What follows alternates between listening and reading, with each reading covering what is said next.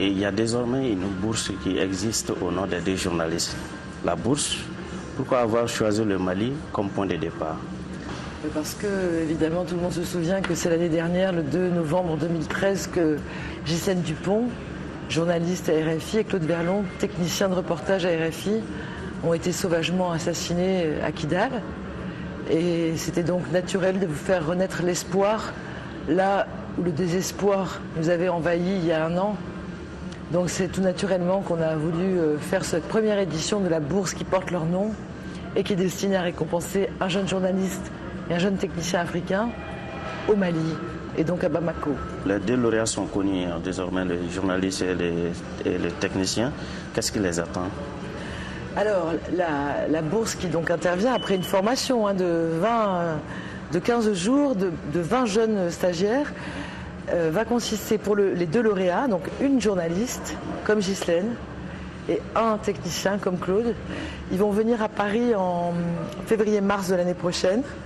Pendant 1 mois, ils vont avoir à la fois des formations avec nos partenaires de l'école de journalisme de Sciences Po Paris et de l'INA, et puis une immersion au sein de la rédaction de RFI avec les collègues de Ghislaine et Claude, où ils vont vraiment pratiquer leur métier dans cette radio qu'ils aiment, parce que c'est pour ça qu'ils ont choisi d'être stagiaires avec nous. Et donc ensuite, ils rentreront au Mali en devenant une journaliste et un technicien très aguerri. Et comme ça, on espère aussi, nous, avec fraternité et affection, porter notre pierre à l'édifice de la construction de médias forts et professionnels au Mali, parce que c'est pour nous un élément décisif de la construction de la démocratie. Alors, après cette formation, qu'est-ce que vous leur proposez de façon concrète?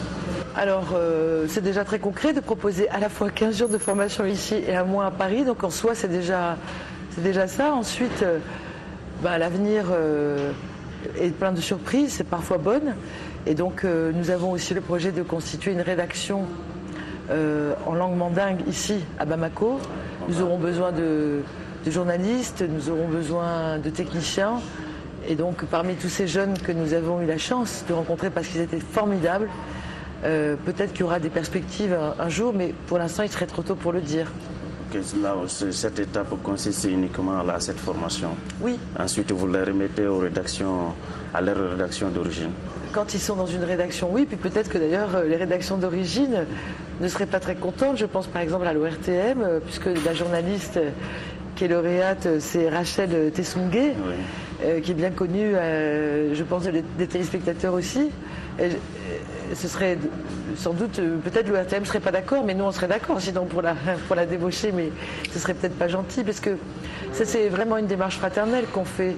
On n'est pas dans une idée de concurrence de médias, on est plutôt dans l'idée qu'on se serre les coudes tous pour faire que notre journalisme reste un journalisme d'exigence, de qualité, de terrain. Parce qu'il y a une chose importante qui se produit et qui a commencé vraiment à monter en puissance avec l'assassinat de Ghislaine et de Claude, c'est que le métier de journaliste, de technicien de terrain, devient de plus en plus dangereux. Depuis, les barbares qui les ont assassinés continuent ailleurs leur œuvre macabre. D'autres journalistes, 68 journalistes depuis le début de l'année et techniciens ont été assassinés. Et donc le métier de journaliste qui consiste à vouloir aller au plus près de l'information, sur le terrain, pour recueillir des faits. Ça, c'est vraiment ça, quelque part. Le journalisme, c'est vérifier par soi-même, aller sur le terrain. Si on ne peut plus le faire parce qu'on est tout le temps en zone de crise, qu'on est menacé de mort, qu'on devient une cible, alors qu'avant, le statut de journaliste protégé, aujourd'hui, on devient une cible. Ça veut dire que, petit à petit, il y a des zones où on ne va plus. Des zones de non-droit qui sont des zones de non-parole, de non-information. Ça, c'est une menace non seulement sur la profession des journalistes et des techniciens, mais c'est une menace pour les citoyens du monde entier. Parce que serait un monde sans information? C'est le thème de la programmation de cette journée sur nos antennes, sur RFI, France 24, Monte Carlo Douala, les 3 chaînes de notre groupe. Parce que l'ONU a fait du 2 novembre, en mémoire de nos amis, une journée de lutte contre l'impunité des crimes commis à l'encontre des journalistes. Et c'est important parce que si on peut tuer impunément les journalistes, alors un jour on pourra tout simplement tuer complètement l'information. Très bien. Alors le Mali a accueilli la première édition. Quel est le second pays qui va accueillir Eh bien, très sincèrement, on ne l'a pas encore choisi. La seule chose qu'on s'est dit, c'est que Ghislaine et Claude avaient pour famille l'Afrique, c'était leur deuxième famille.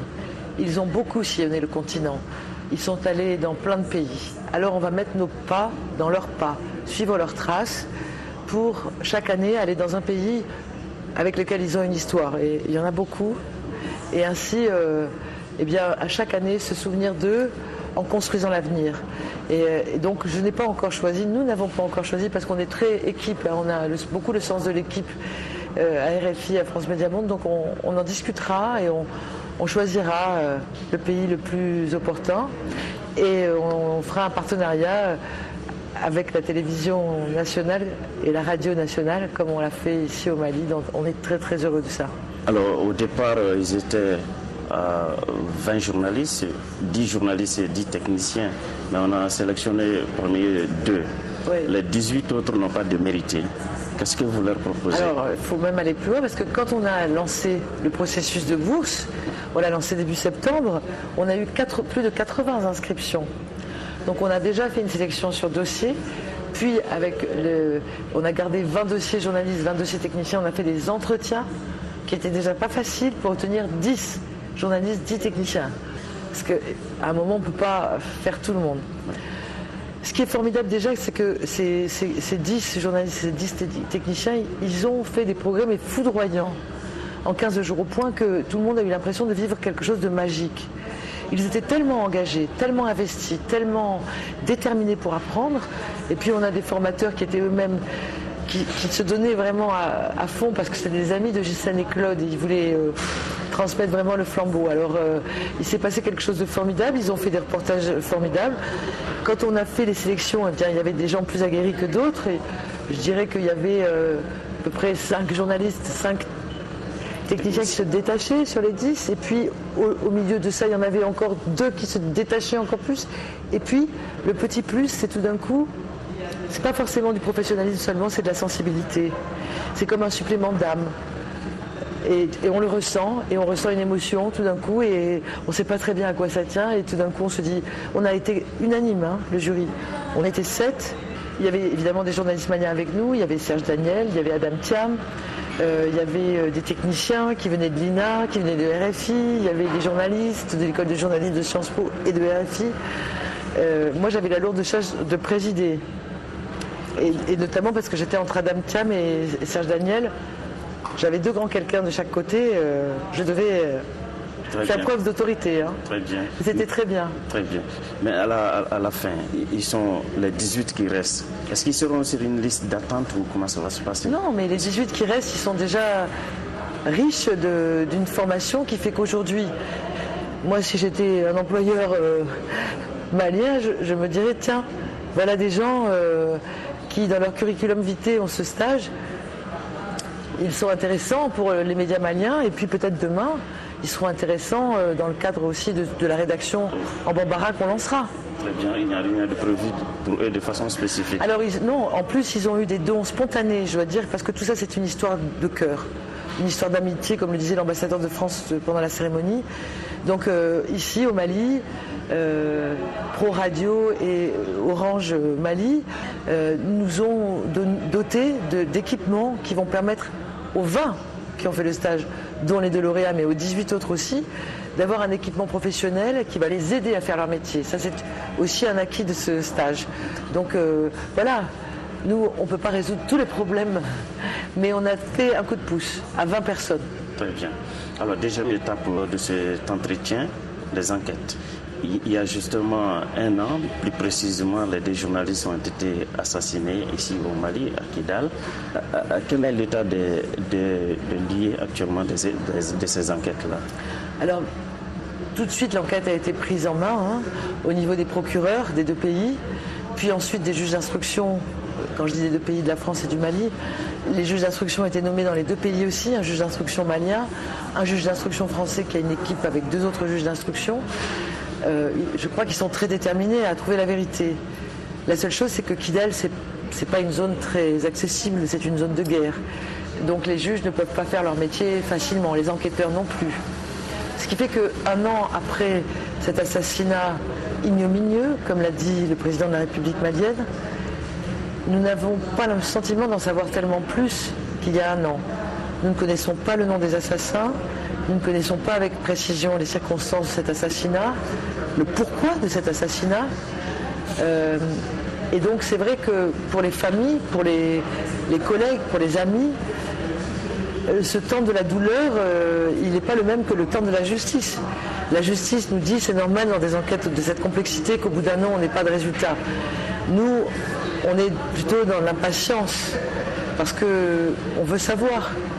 Et donc c'est pour ça que je profite des médias maliens qui me tendent leur micro pour dire que les gens qui savent doivent dire, un an plus tard, la loi du silence doit se rompre.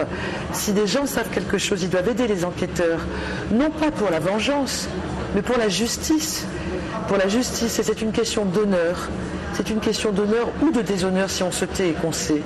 Et je pense que le peuple malien est un peuple d'honneur et qu'il va nous aider. Et je les appelle à nous aider pour que dans un an, pour le 2 novembre 2015, justice soit passée sur ces faits abominables. Très bien. Qu'est-ce que vous attendez de façon concrète des autorités maliennes? Bien, j'espère que dans le cadre des négociations qui ont lieu à Alger, les étapes de réconciliation vont pouvoir se mettre en place et que du coup Kidal va cesser d'être une zone, disons, interdite pour les enquêteurs, qu'on va pouvoir y retourner, faire le point, compléter les informations, les enquêtes et qu'il y aura une détermination, et j'en suis persuadée d'ailleurs, tout le monde me l'a répété. Côté français, le gouvernement français s'est exprimé, côté malien, le gouvernement malien s'est exprimé pour nous dire que jamais un tel crime ne resterait impuni. Une association au nom de Ghislaine et Claude, une association malienne de journalistes, qu'est-ce que ça vous dit? Ouais, ça nous a beaucoup touchés. Alors là, il y a une association qui s'était créée déjà en France dans les semaines qui ont suivi l'assassinat. Je dois dire que l'association française avait un but aussi précis, c'est que les mamans de Ghislaine et de Claude, qui sont des femmes formidables, elles sont âgées. Donc elles avaient peur de ne pas voir l'arrestation des assassins. Et pour ça, elles ont constitué, la maman de Ghislaine a constitué cette association qui s'est portée partie civile aussi pour accompagner le processus d'enquête et ne jamais lâcher, parce qu'elle craignait, elle, de ne plus être là un jour. Donc quand tout d'un coup on a appris, à l'occasion d'une conférence de presse réalisée par l'autre association de Paris, on a eu en direct Adam Thiam, on avait enregistré, on l'a entendu, et tous les Parisiens qui étaient là, qui connaissent moins l'Afrique que nous à RFI, ils ont été frappés de voir que les Maliens s'étaient eux aussi constitués en association à la mémoire de nos amis, pour être des lieux aussi peut-être de discussion, de réflexion sur ce métier de journaliste qui change beaucoup. Et donc c'était pour nous magnifique et on était heureux d'avoir dans notre jury justement Adam Thiam qui est membre un des pères fondateurs de l'association. Alors, dernier point de cet entretien, le partenariat ORTM France Média Monde. Il a été question de la création d'un service mandingue au Mali. Qu'est-ce que vous nous en dites? Alors, de RFI surtout. Pour cette coopération, elle s'est d'abord concrétisée tout de suite là, parce que nous n'aurions pas pu monter cette formation qui a été vraiment une formation intense de 15 jours. Nous n'aurions pas pu réunir le jury dans les conditions techniques nécessaires, parce que c'est un jury qui écoutait des reportages. Il fallait qu'on puisse être dans une situation, dans des équipements qui nous permettent d'écouter très précisément pour faire la différence entre les différents reportages. Donc rien n'aurait été possible sans le RTM. Oui. Et non seulement on a été accueillis d'un point de vue technique très utile, mais il y avait une telle chaleur, un tel soin de notre accueil de la moindre personne qui nous croisait et qui nous témoignait sa sympathie, que ça nous a beaucoup épaulés. Donc ça, c'était ça l'étape. Alors ensuite, nous avons cette idée de créer une rédaction en langue mandingue, on dit Bambara, en particulier à Bamako. Ce qui sera important, c'est que pour nous, ce sera non seulement une rédaction, mais aussi un lieu de formation. Un lieu de pratique, de formation pratique. Et donc, dans ce cadre-là, évidemment, nous allons continuer à renforcer ces liens qui nous unissent à l'ORTM, à travailler ensemble, également avec la Fondation Hirondelle, avec la Maison de la Presse. Je pense que c'est vraiment important pour le pays que l'ensemble de ces médias se structurent, et parce que ça va aider à cette réconciliation, ça va aider à une démocratie sereine dans ce pays. Et donc nous, on se sent concernés parce que le Mali, c'est nos frères maliens, c'était les frères de Ghislaine et de Claude, et donc nous, on a envie d'être aux côtés des Maliens sur cette construction. Et le ministre de l'Information et de la Communication l'a dit ce matin, il y a tout un projet, il y a toute une construction. Donc nous, on veut apporter notre petite pierre à l'édifice. Alors, à quand l'opérationnalisation de ce projet? Alors, je pense que ce sera dans les 6 premiers mois de 2015, parce qu'il faut finaliser les locaux, commander les matériels, les acheminer jusqu'ici, les dédouaner, sélectionner les journalistes, les techniciens et les correspondants. Car notre démarche est régionale. On va avoir des correspondants dans d'autres pays, puisque la langue mandingue, elle est vraiment une langue régionale. Et donc on veut vraiment qu'on entende se parler de tous les coins qui le parlent en Afrique. Et donc c'est un projet qui nous permettra, je pense, d'être opérationnel. Allez, au plus tard en juin 2015. Alors, madame, pendant la crise, les stations régionales, particulièrement dans les régions nord du Mali, ont été fortement touchées par ces différentes manifestations. Est-ce que dans le cadre de ce partenariat, on peut s'attendre à un appui de votre côté? Alors d'abord, je pense qu'il ne faut pas... Nous, on sera aux côtés, mais il y a d'autres organismes aussi qui vont venir à nos côtés. Là, vous avez vu qu'aujourd'hui, on était avec l'INA, l'école de journalisme de Sciences Po Paris. Il y a aussi d'autres grandes sociétés nationales de programmes qui ont par exemple des équipements, que ce soit Radio France ou France Télé. Ce qu'il faut, c'est qu'on puisse chacun trouver la juste place dans ce projet et apporter notre aide à la mesure de nos moyens et de ce qu'on peut faire. Et donc, évidemment, pour nous, il faut que le tissu des médias professionnels ne s'arrête pas à Bamako. Il doit couvrir tout le pays. La réconciliation concerne tout le pays. Ok, voilà. Merci madame. Voilà, c'est Merci. Tout. Voilà, c'est tout pour cet entretien. Je rappelle que nous étions avec la présidente de France Média Monde, la personne de Marie-Christine Saragosse. Merci de nous avoir suivis et restez fidèles au programme de l'ORTM. Au revoir.